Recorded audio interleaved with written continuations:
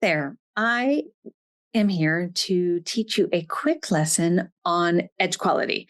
And edge quality is one of the ways we artists who paint realistically create the sense of an object really looking true, like feeling true, looking, if it's a hard and shiny object, looking hard and shiny. If it's a soft and fluffy object, it looks soft and fluffy. And we do that with the use of edges. And in this class, I'm going to demonstrate the 4 different types of edges that you can find in a painting. And then also I want to talk about the visual impact of your adjacent values with edges.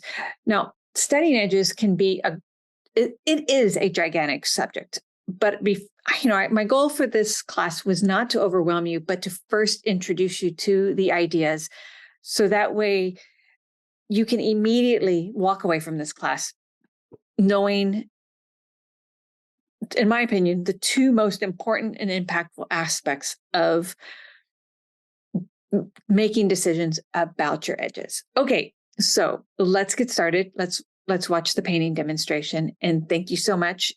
There are 4 types of edges, and I'm going to demonstrate them now. So for example, there is the rough or jagged edge. The rough and jagged edge is identified predominantly by it'll have an uneven edge, and it is made up of jagged, rough, and uneven edge quality. The next edge is identified as a hard edge, and that edge is a uniform edge between 2 colors or value shapes that is identified by a very hard, strict edge. There is nothing soft about it. The third edge is called a soft. I call it either a soft, a melting, a blended edge is also another one of its. And it is identified, it can be graduated, or it can actually just be blended and softened. And it is made up of, it's a softened melting transition from one color. And then the last is a lost edge. And what that means is that you will have 2 colors or 2. A lost edge is essentially where 2 objects in your setup come together and meet, but where they meet, you do not have the edges, the edge between, say, one shape and another shape have been obscured to where there is essentially a lost edge. There's no edge. Okay, so these are the 4 edge types: rough or jagged, a hard edge, a soft or melting edge, and then a lost edge. And then I want to talk about the visual impact of adjacent edges. So what makes your edges in your painting so important is that they help you create a sense of 3 dimension in your painting. Now, I want to look at the visual impact of having adjacent values that our edges have. And I'm going to keep I'm going to keep the edge quality, and I'm going to use a hard edge, but I'm going to demonstrate how the difference in adjacent values also influences our perception of edge quality. So the first visual impact that I want to demonstrate is the visual impact of a light value object or shape, color shape, adjacent to a dark value color shape. I'm going to do a hard edge between the 2.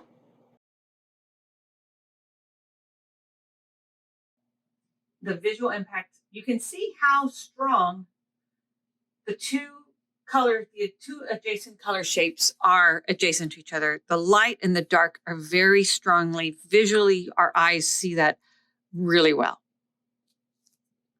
Okay, so now I'm going to do one with a white adjacent to a mid-tone. Okay, so I picked up some paint. I don't want to, and I flipped my brush over. Oops, I did pick up that white a bit there. So that is a mid-tone adjacent to a, and now the next one that I want to demonstrate is the visual impact of a mid-tone value adjacent to a dark value.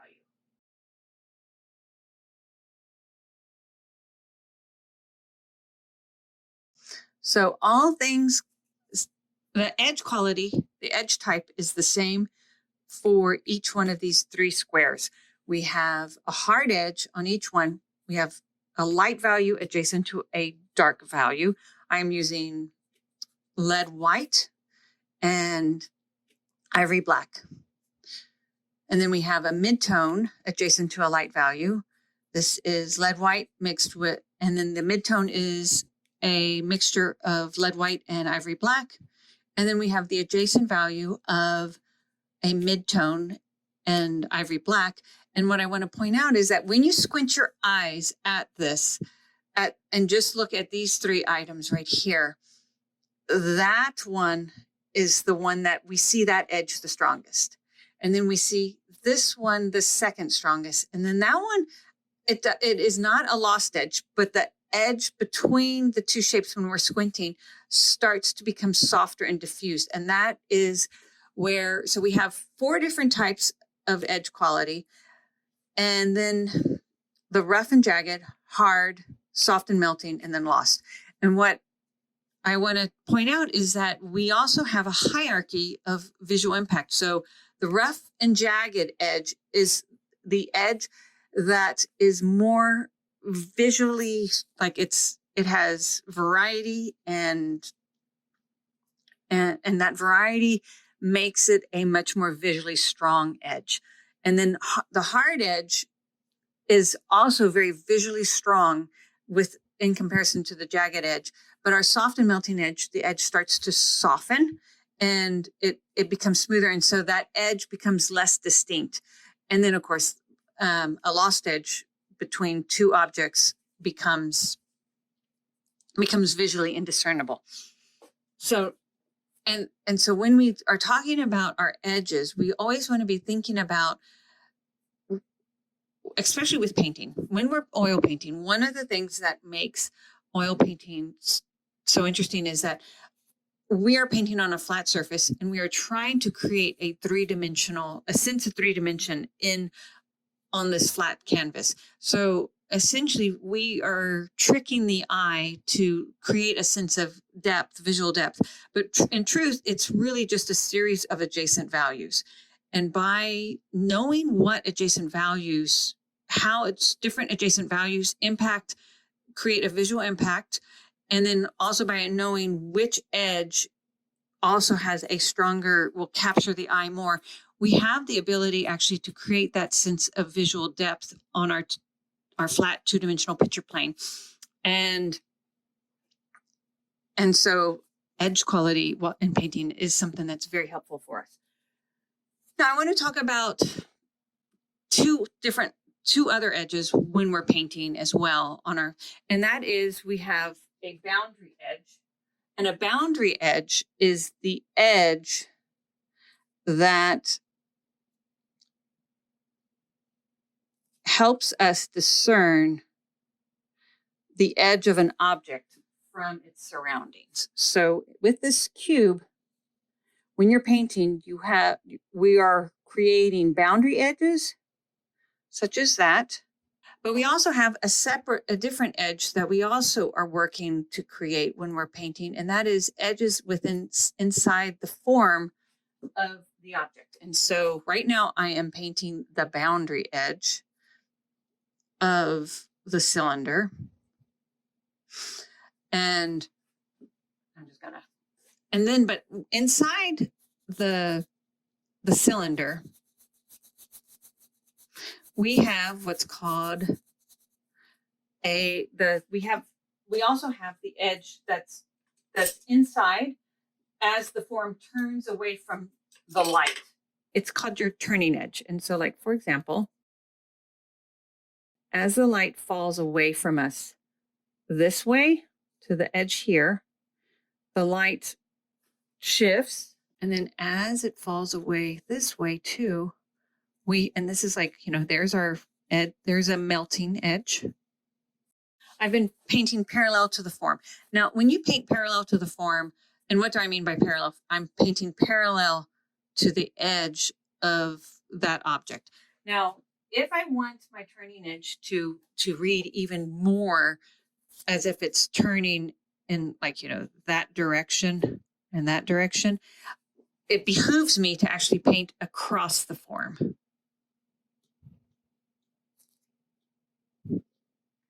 And then to soften my edges and to make that, it turns away, because as it goes that way, it's getting further away from the light. And then the same goes for over here.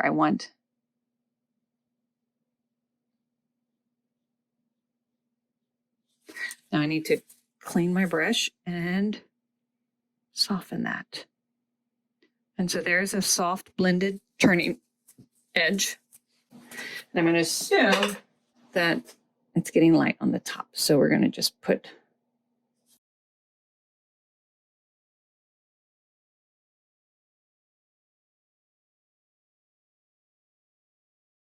So while we're painting on our two-dimensional picture plane, we've got several edges going on. We have the edges of adjacent color and value shapes, and they can be jagged, hard, soft melting, or lost. We have the edge quality of what are the adjacent values. And then we also have the type of edge. Do we have a boundary edge that is delineating an object from its surroundings, or do we have a turning edge that is inside the form and the values, affects, you're using different types of edges as well when you're turning the form. Okay, so how does this actually even impact a painting? So I have a little sketch of a potential composition of a flower in a vase, and I'm going to demonstrate painting it and how we can use the different qualities, the different edge types, all four of the edge types, and then we can also play around with the visual impact of the different adjacent values. Okay, let's get started.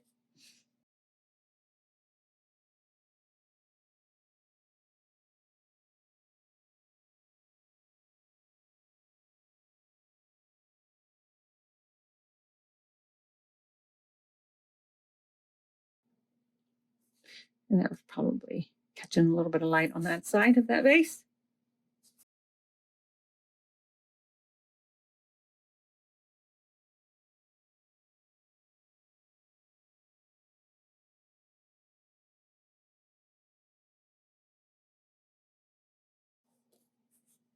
Okay, and then I'm going to make the surface of the tabletop a mild mid-tone. So like it's still going to fall in the light category, but it's not going to be pure white. Let's make the tabletop surface just a little bit darker than the white vase.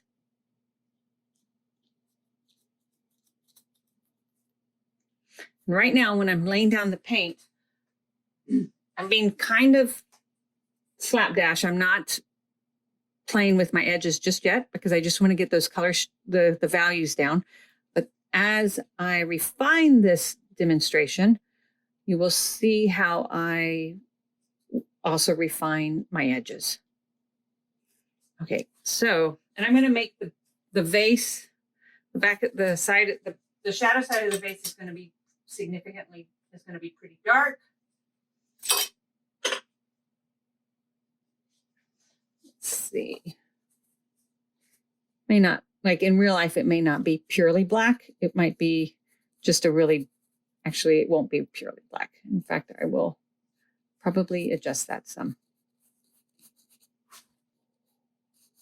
Okay, now this is where an example of a lost edge between two shapes and boundaries. So like, for example, my cast shadow will have, it gets lighter out here, but where it's adjacent to the vase, it is most likely probably a lost shadow, or it might be like if I wasn't using black and white, there might be a slight shift in color temperature,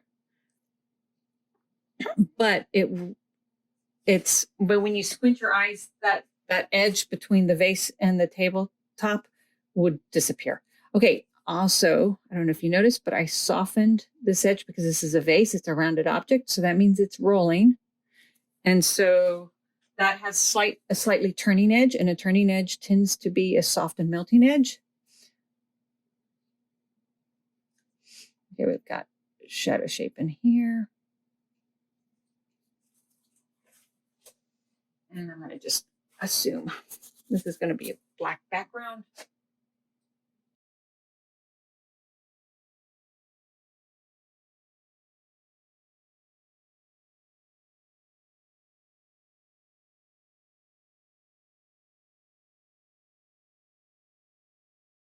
So we're actually going to have almost a lost edge between the shadow shape of that rim of that vase.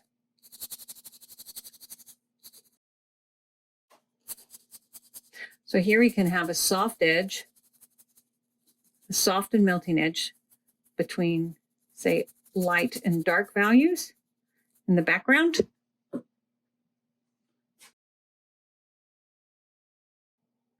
Okay, that's a turning edge, so that edge is going to be slightly softened.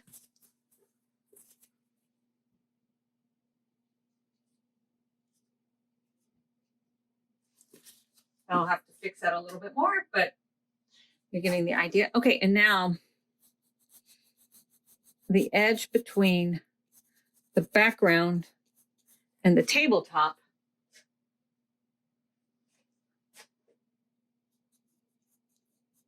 also becomes slightly lost as well.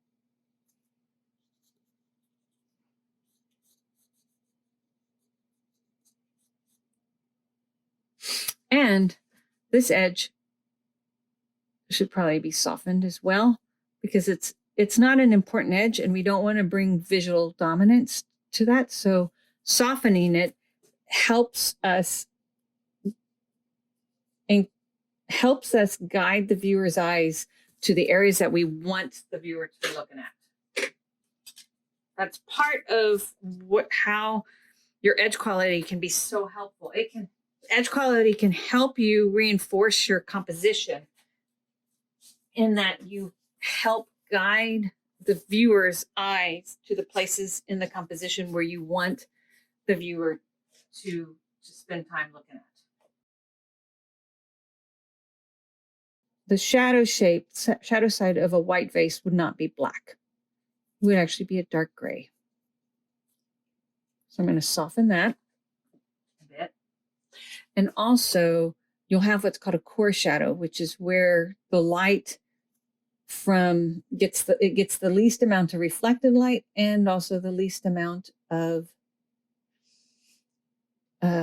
just the ambient light in general. So I'm going to reinforce that core shadow just a bit.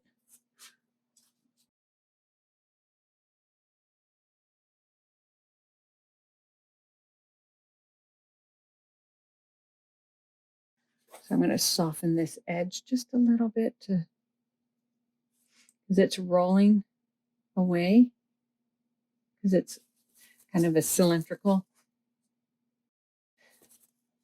And there will be a slight, we'd see a little bit of edge there. Okay. So far in this demonstration, I have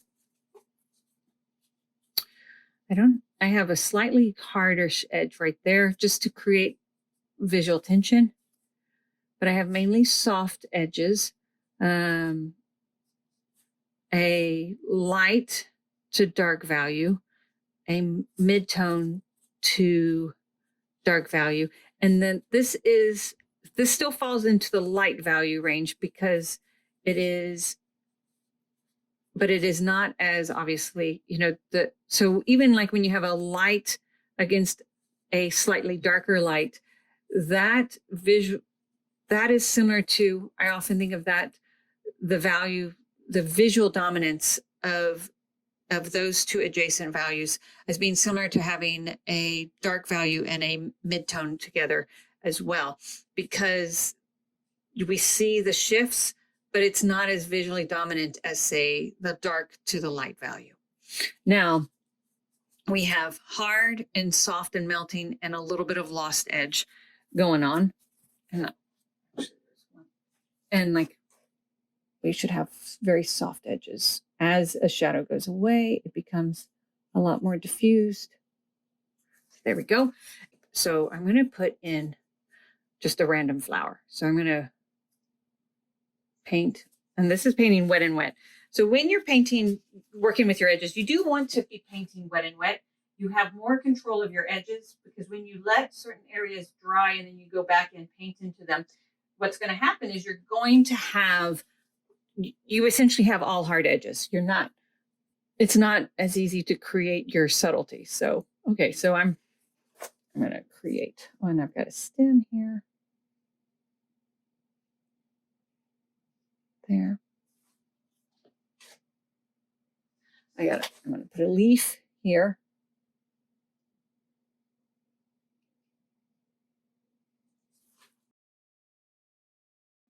I'll come back in.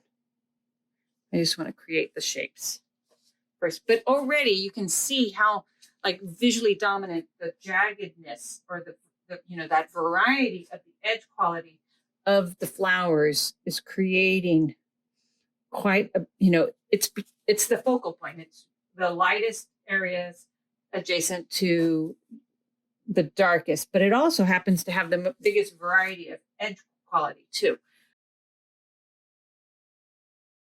Okay, I picked up paint, clean that off, reload my brush again.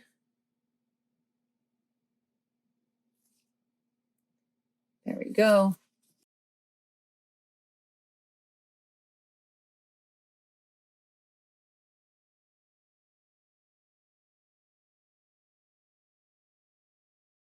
I could totally refine that more, but you get the idea. So when we're talking about edges in a painting are impacted by multiple factors when you're painting. But instead of like overwhelming you with everything, my goal for this demonstration was to focus on two ways that we can control our painted edges in a painting.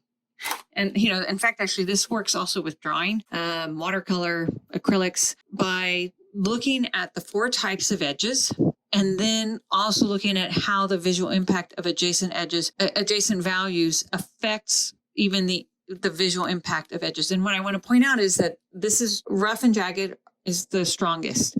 And then you have a hard edge is your second strongest. And then soft and melting is your next visually strong. And then lost, you essentially don't have any there isn't visual strength there. And then the visual impact between values, light and dark, has your strongest visual impact. And then light versus midtone has the next strongest. However, if you had like a light next to a lighter midtone, then instead of like a true midtone, it starts to become almost the same as your adjacent a midtone to dark. However, the darker your midtones get and it closer to, like, say, your dark values, the more likely the visual impact reduces. And then we have 2 different types of edges when we're painting. We have the boundary edge, which is identifying the boundary of an object, whether it be the flower or the leaf, or even background to tabletop, vertical background to tabletop. But then the next type of edge that we have to create when we're painting and drawing is our turning edge, or the edge. It's also sometimes called the edge within a form. And that edge is also is of crucial importance to be paying attention to when you're painting. Thank you very much. And I hope you have learned something very helpful for your paintings when you're painting. If you're interested in learning more about edge quality and several other lessons on painting fundamentals, I thoroughly encourage you to join my painting membership. It's called Painting Flowers with Liz, and we meet once a month for a skill building exercise. And then we meet a second time in that month. We have a live Q&A where you have an opportunity to come to me with any of your questions, and also submit painting that you are currently working on to get guidance and support on how to meet your painting goals. I hope you will look into it, and I would love for you to join us and come painting with us. Thank you so much. Take care.